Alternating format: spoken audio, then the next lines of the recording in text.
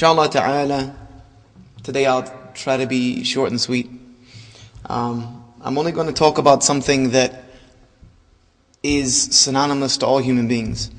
You know, there's a lot of things that people are promised. You're promised a good job if you go to school. You're promised good pay if you get that good job. You turn on the TV, I don't know how many promises you might see a day. You're promised that if you sign up for this service, you'll get this month's free, and this, and there's all kinds of promises that are delivered to people these days. And you know, that's part of the marketing of this life, is trying to sell you something. Everybody's always trying to sell you something by making promises. You know, Allah Azza wa Jal has tried to sell us something by making us promises. He's sold us Jannah by giving Him back our free will and doing what He wants us to do with our lives. He's promised us hell if we refuse that offer. But there's one thing He's promised every single human being. It doesn't matter where they come from, what country or what land you came from. It doesn't matter what language you speak. It doesn't matter how rich or how poor you are. It doesn't matter what job you have, had, or are going to have. It doesn't matter whether you were a Muslim, a Buddhist, an atheist, a Hindu, no religion, agnostic. Allah has made one promise to every single human being. كُلُّ نَفْسٍ ذَائِقَةُ الْمَوْتِ. Every soul will taste death. And the word that Allah uses is so beautiful. ذَائِقَة. You'll taste it. Because it's not the end. It's just the beginning. Death is only the beginning. But it is a promise that Allah has made to every single human being, that you will end this little phase in this dunya, which means nothing. This dunya that in the eyes of Allah is not worth the wing of a mosquito. This world which the Prophet ﷺ was with his companions one day, and they passed by a dead carcass on the side of the road, and he picked it up and said, "Which one of you?" And it was deformed, by the way. He said, "Which one of you would buy this carcass from me for 1 dirham?" They said, "Ya Rasulullah, none of us would take it even if you offered it for free." He said, "Know that this world and everything that is in it means less to Allah than this dead carcass means to you." So this phase that we're living in now, Allah has promised every soul will taste the end of it. And then Allah Azza wa Jal goes on to promise us, كُلُّ شَيْءٍ هَالِكٍ. Everything will perish. Allah has created everything in this life for it to perish one day. It was never meant to exist permanently. It will all disappear, except the face of Allah Azza wa Jal. So, I'm going to tell you about an event today that will come to every single one of you. It will reach you, it will find you, no matter where you go. No matter how far you try to hide yourself, this event will find you. And this event will find you in only one of two ways. And I'm going to describe those two ways today. And that's the only two ways. There's no middle, there's no fourth, there's no third. One of two ways you will reach this incident. The Prophet alayhi salatu wassalam, and this is narrated in an authentic hadith, al-Bara' ibn Azib radiyallahu anhu wa arda. This is narrated by Imam Ahmad. It's also narrated in Abu Dawood in Al-Hakam, that the Prophet ﷺ was once accompanying a funeral, and he came to a grave. And we came to the side of the grave that had not been dug out yet, but the niche that hasn't been dug out yet. The Prophet ﷺ was standing next to that spot. And let me tell you something, brothers and sisters. I love the way the Prophet ﷺ taught people, because he brought reality in their lives. He stood next to the grave and told them a story. He said, sallallahu alayhi wasallam, seek refuge with Allah from the punishment of the grave. He told them, seek refuge with Allah from the punishment of the grave. And they said, A'udhu billahi min adhab al-qabr. We seek refuge. He said, say it again.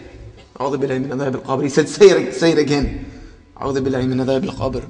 He taught us, sallallahu alayhi wasallam, to never pray one salah without finishing it, but asking Allah Azza wa Jal from the trials of life and death and the punishment of the grave.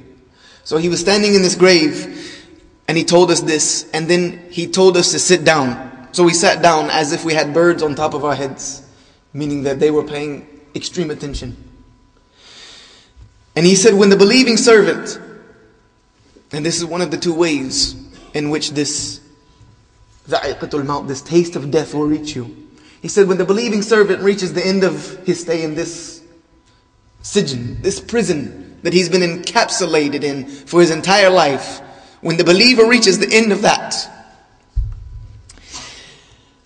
angels with bright faces descend and they sit down in front of him as far as he can see. And then the angel of death comes and sits next to his head and says, O soul tayyibah, O good soul, O purified soul, come out to the mercy of Allah and His great reward. You see, that's the last words the believer will hear in this life. Someone, as Allah Azza wa Jal tells us in Surah Al-Fusilat, إِنَّ الَّذِينَ قَالُوا رَبُّنَا اللَّهَ ثُمَّ اسْتَقَامُوا, that those who say they believe in Allah and they remain steadfast, that angels will descend at their death and they will tell them three things. لَا تَخَافُوا, don't be afraid. وَلَا تَحْزَنُوا, don't even be sad. Don't even be worried. Don't have any stress today. وَأَبْشِرُوا, but have glad tidings بِالْجَنَّةِ الَّتِي كُنْتُمْ تُعَدُونَ, of the Jannah that was promised to you by Allah. So this is the last words that the believers hear. And then that soul is so desirous to come out that it comes forth as a drop of water descending from a water jug, just smoothly comes out. And those angels that are around have brought with them a shroud, a kafan from Jannah, and they have brought with them beautiful smelling scents to embalm and wash the soul in. When this soul falls out, the angel of death can't even hold it for 1 second, and those angels take it from him and they begin passing it around. And you know what they're doing with that soul? They're smelling it. They're smelling its fragrance, and they're enjoying holding this beautiful pure soul, and they immediately wrap it in that shroud from Jannah. And then as they ascend up into the heavens to take their soul back to Allah, Inna lillahi wa inna alayhi raji'un, everything belongs to Allah, it goes back to Allah. They reach the lowest heaven and they knock and they ask for entrance, and it is asked, who is this with you? And they will say, this is so and so, the son of so and so, calling him by his best names. Calling him by his best names. And every angel in that heaven will accompany it to the next one. And the same thing will happen. And then when that soul reaches the 7th heaven, above which is only the arsh of Allah Azza wa Jal, Allah will say, take the magnificent book of deeds of my slaves and place it in Illiyun. Place his book in Illiyun, because that's where his record belongs, with honor and dignity. And then they will place this angel back in the grave, gently. And the interrogators of the Akhirah, the last trial of the believers, will occur. The angels Munkar and Nakir will enter. And if this believer has lived his life the way Allah wanted him to, then his salah will come and stand next to his head. And I'm hoping I'm getting all 4 of these right. His sadaqah will come and stand next to his side. His good deeds will stand by his feet. And when the angels come to approach his head, these good deeds will say, you can't come from here, because these angels are interrogators, they're rough. Allah created them with no mercy. The salah will say, you can't have entry here, we're protecting him. When they go to the side, you can't come this way. His good deeds, his sadaqah is protecting him. When they come from his feet, you can't come from this way either. So those angels will ask him to sit up. And I'm going to tell you more details about this later tonight. The angels will tell him, sit up, because we can't yank him up because he's being protected. So please, sit up. When he sits up, the first thing he will ask is, let me pray. Let me pray. And the angels will say, you'll have time for that. There'll be plenty of time for that. First you need to answer my 3 questions. Man Rabbuk, who is your Lord? And this person whom Allah Azza wa Jal has given a istiqamatul janan, a steadfast heart, will respond immediately, Rabbi Allah. I have no doubt about that. They will say, how do you know this information? How do you know this information? He will say, because I read the book of Allah. I believed in it. And I affirm it this day. The angels will say, وَمَا دِينُكَ, what was your religion? My religion was Islam. I lived my life the way Allah wanted me to. وَمَا نَبِيُّكَ, who is your prophet? Muhammad sallallahu alayhi wa sallam is my messenger. Then they will lay this, after these 3 questions,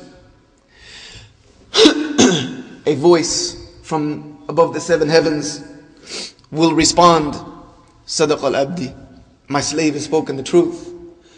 My slave spoke the truth. Open his grave for him.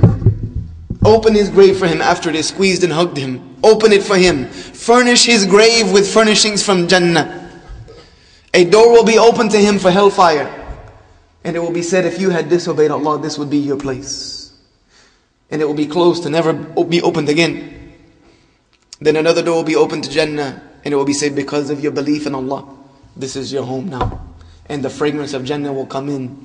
And someone will come every morning and evening to remind him, this is your home. Then a beautiful, handsome person will come in and sit next to him or her. And that person is so beautiful that the person in the grave will say, who are you? I've never seen something so beautiful as you. It will say, I am your good deeds. I am your good deeds to keep you company to the day of judgment. What a beautiful companion. But you know what? That companion is being created right now by what you're doing in his life. Right now you are creating this incident for yourselves, if you do the right thing. But that's only one of 2 ways. There's another way. And the other way is not as good. أقول قولي هذا واستغفر لكم فاستغفروه إنه هو الغفور الرحيم.